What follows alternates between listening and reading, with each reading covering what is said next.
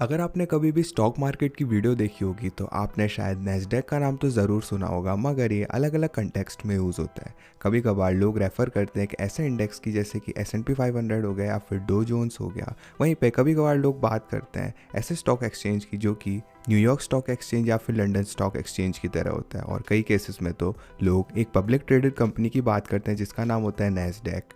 और क्योंकि इतनी सारी डेफिनेशंस हैं, ये आसान है कि इसे फाइनेंशियल मार्केट का कोई खिलाड़ी समझ सकते हैं अपन। मगर नैस्डैक एक्चुअली लाइफ ब्लड है सबसे बड़ी टेक कंपनीज का पूरी दुनिया में, including Apple, Microsoft, Amazon, Tesla, Nvidia और गूगल। और एक और चीज़ ज़्यादा क्रेजी है कि नैस्डैक किसी भी तरह से कोई हेरिटेज प्लेयर नहीं है स्टॉक मार्केट में। इनफैक्ट नैस्डैक तो बना भी नहीं था 1971 तक, और इसे पर्सपेक्टिव में लाने के लिए न्यूयॉर्क स्टॉक एक्सचेंज है उसे 1972 में बनाया गया था। वजह इसकी छोटी सी हिस्ट्री के जो नैस्डैक है वो राजा बन चुका है मॉडर्न स्टॉक मार्केट में। तो किस तरह से नैस्डैक ने पीछे लेगेसी प्लेयर्स को छोड़ दिया और टॉप पे चला गया खुद।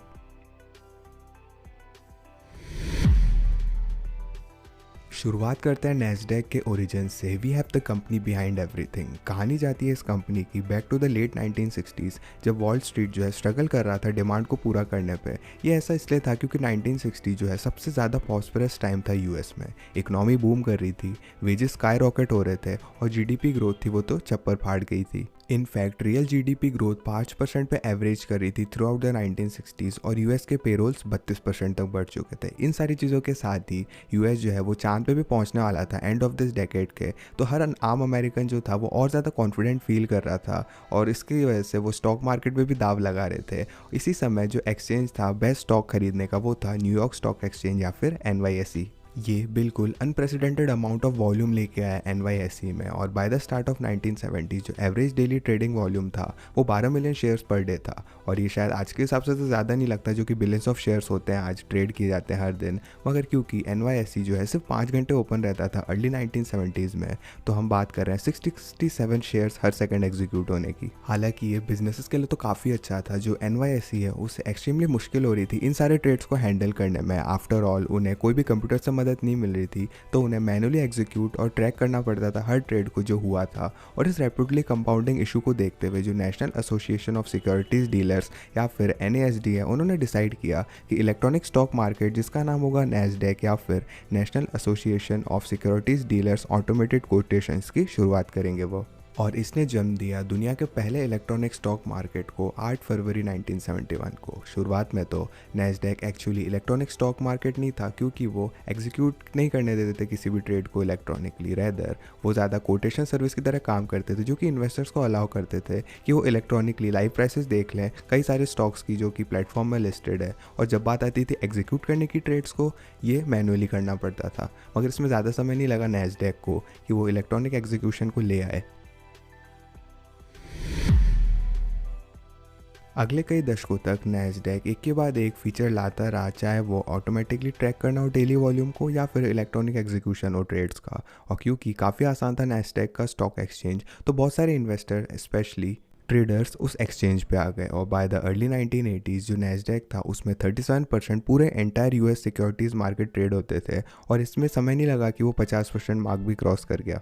मगर बजाय कि नैस्डैक की इतनी ज़्यादा पॉपुलैरिटी के ये इतना ज़्यादा रिस्पेक्ट नहीं किया जाता था। इनफैक्ट नैस्डैक जो है उससे OTC मार्केट या फिर ओवर द काउंटर मार्केट की तरह रेफ़र किया जाता था। अगर आपको इस टर्म के बारे में नहीं पता तो बेसिकली इसका मतलब ये है कि ऐसे स्टॉक को ट्रेड करते हैं ये जो कि मेजर स्टॉक एक्सचेंजेस पर लिस्टेड नहीं होते, जैसे कि अमेरिकन स्टॉक एक्सचेंज या फिर न्यूयॉर्क स्टॉक एक्सचेंज। जो टर्म है OTC उसे जनरली यूज़ किया जाता है नेगेटिव दिखाने के लिए और क्लोजली रिलेटेड दिखाने के लिए ट्रेडिंग करना ऐसे गार्बेज पेनी स्टॉक्स पे। और बजाय कि नेगेटिव एसोसिएशन हुई थी, बहुत सारी up and coming tech company जैसे माइक्रोसॉफ्ट और एप्पल, जिसे इलेक्ट्रॉनिक ट्रेडिंग की पावर पता थी, उन्होंने नैस्डैक का इस्तेमाल करना शुरू कर दिया। और हालांकि इसने नैस्डैक की इमेज तो नहीं बदली रातों रात, मगर इसने इन्वेस्टर्स को नैस्डैक को और भी ज़्यादा सीरियसली लेना शुरू करवा दिया।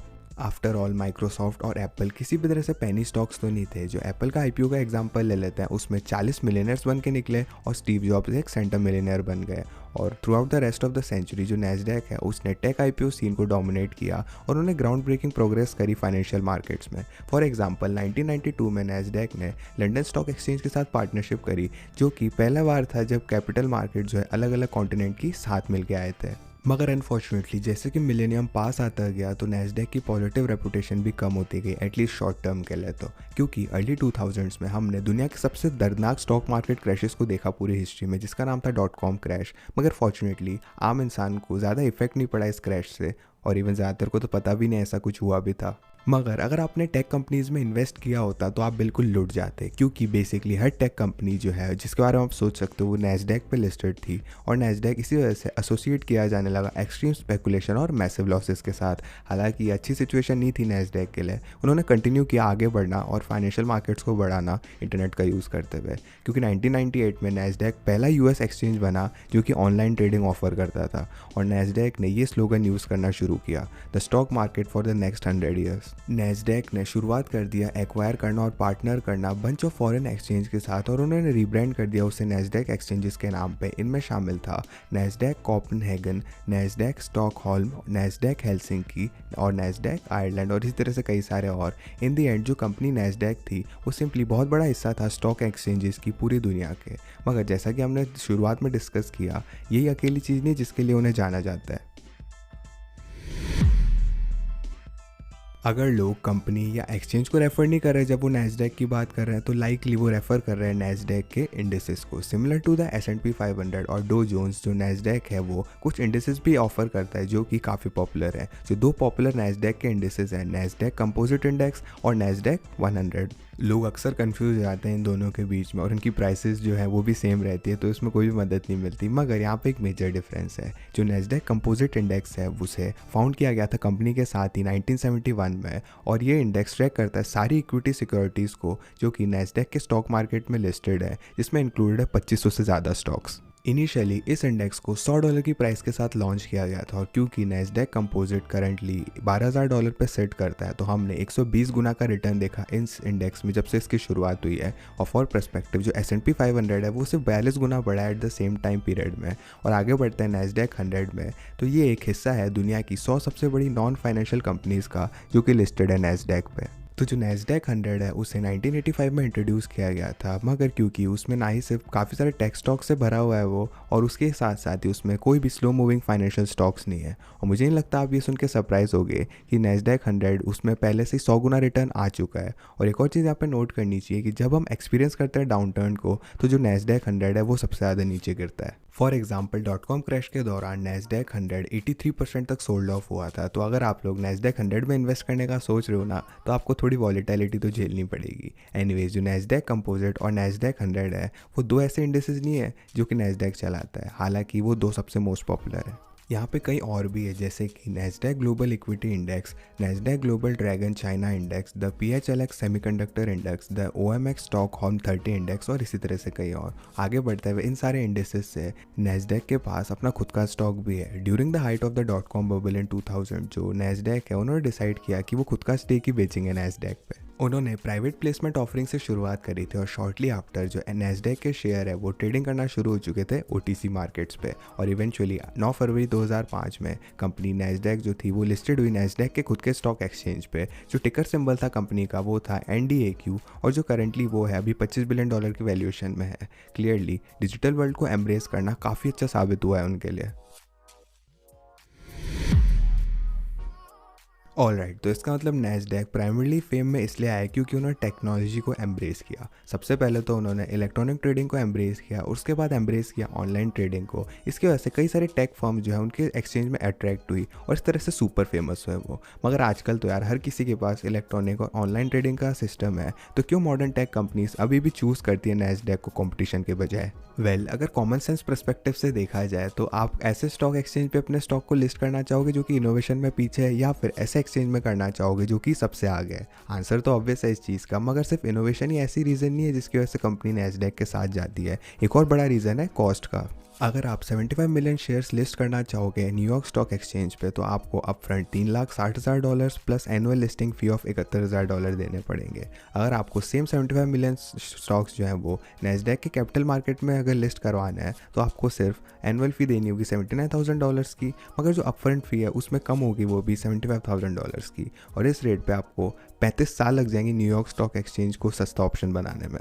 एक और चीज़ कंसिडर करने वाली ये है कि न्यूयॉर्क स्टॉक एक्सचेंज में ज़्यादा लॉजिस्टिकल रिक्वायरमेंट्स हैं। फॉर एग्जांपल, जो सारी कंपनीज लिस्टेड है न्यूयॉर्क स्टॉक एक्सचेंज में, उनके इंडिपेंडेंट कॉम्पनसेशन कमेटी होना ज़रूरी है और इंडिपेंडेंट नॉमिनेटिंग कमेटी होना भी ज़रूरी है। और न्यूयॉर्क स्टॉक एक्सचेंज की कंपनीज को इंटरनल ऑडिट फंक्शन भी करवाना पड़ता है और कॉर्पोरेट गवर्नेंस गाइडेंस भी रखनी पड़ती है। तो जैसा कि आपने गैस कर ही लिया होगा, ये फैक्टर्स ज़रूरत नहीं है इनको लगने की नैस्डैक में। तो अगर आप सिंपली देख रहे हो कॉस्ट, लॉजिस्टिक्स और इनोवेशन को, तो नैस्डैक इजी चॉइस हो जाता है। However, a select group of company continue करती है एनवाईएसई को यूज़ करना नैस्डैक के बजाय। उसके कुछ रीजन है। स्टार्ट करते हैं प्रेस्टीज से। तो जैसा कि हमने डिस्कस किया, नैस्डैक जो है उसे कभी कभार एसोसिएट किया जाता है एक्सट्रीम स्पेकुलेशन और इनसेन वॉलेटिलिटी के लिए, और ये एसोसिएशन जो है वो काफ़ी सारे इन्वेस्टर्स को दूर कर देती है। और एक और चीज़ मैं मेंशन कर दूँ कि न्यूयॉर्क स्टॉक एक्सचेंज आगे आके वॉलेटिलिटी को कम करती है। According to the New York stock exchange website, उनका एक्सचेंज 51% कम वॉलेटाइल होता है खुलते समय और 52% कम वॉलेटाइल होता है बंद होते समय। तो कंपनी जिनकी कम ग्रोथ है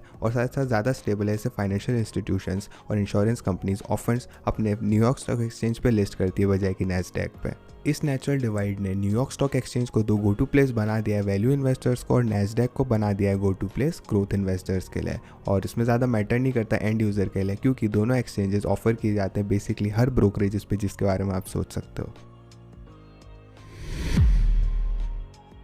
और at the end of the day कोई भी कंपोनेंट्स नैस्डैक के मुश्किल नहीं है समझने के लिए। रीज़न इसे कंफ्यूजिंग बना देता है क्योंकि जो सेम नाम है वो कई सारी चीज़ों में यूज़ किया जाता है। ये काफ़ी अच्छा होता है कि अगर हर किसी का अलग अलग नाम होता तो, मगर अनफॉर्चुनेटली यही सिस्टम हमारे पास है। सबसे पहले तो हमारे पास नैस्डैक कंपनी है जो कि इंचार्ज है हैंडल करने में नैस्डैक के एक्सचेंज को, और फिर उसके बाद है नैस्डैक इंडाइसेस जो कि प्राइमरी इंक्लूड करता है नैस्डैक कंपोजिट इंडेक्स और नैस्डैक 100 इंडेक्स को। और फाइनली हमारे पास स्टॉक है नैस्डैक की कंपनी का खुद का ही। और over the past few decade जो नैस्डैक है उसने प्रूव किया है कि वो ज़्यादा इनोवेटिव एक्सचेंज है और कि उनकी कम पॉलिसीज़ भी हैं, जिसकी वजह से वो फेवरेट बन चुका है ग्रोथ कंपनीज़ में। तो मगर कई सारी कंपनीज जो कि लेगेसी इंडस्ट्रीज़ में है वो अभी भी न्यूयॉर्क स्टॉक एक्सचेंज को प्रेफर करते हैं, और मैंने आपको नैस्डैक के बारे में तो एक्सप्लेन कर ही दिया।